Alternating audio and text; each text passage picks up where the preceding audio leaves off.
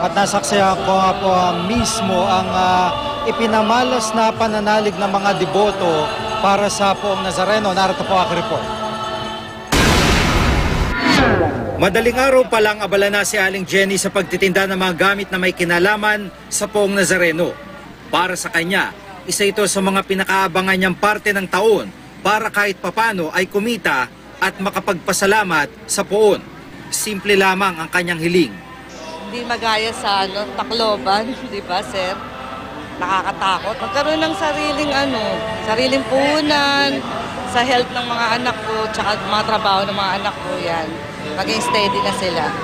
Nang magliwanag, ganito agad karami ang tao sa palibot ng simbahan at maging ang mga sumasalubong ng andas.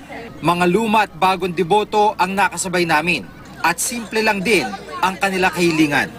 Para sa pamilya, para sa mga sakit, sa mga ginawa sa buhay, tsaka para sa mga sakuna. Sa pamilya ko po, hindi po sana mapahama. Kaligtasan rin po namin, tsaka sa mga biyaya po binibigay po sa amin. Gumaling po yung pinsan ko kasi may sakit po ngayon. Tsaka yung pamilya ko po, maging maganda po ang buhay namin. Di pa man dumarating sa pwesto namin ng andas, may mga sugatan na agad. Pagsampa ko, tinula ko ng Marshall. Ayun lang. Tapos naipit ako. Naipit sa ilalim. Ang ilan, hinimatay. Para pag umanuhan ng tubig sa bunganga, mukha lang. Bagamat mabilis ang daloy ng translasyon, ang lubid na umihila sa andas ay tila nagkabuhol-buhol sa kagustuhan ng ilang deboto na magtagal sa paghawak nito.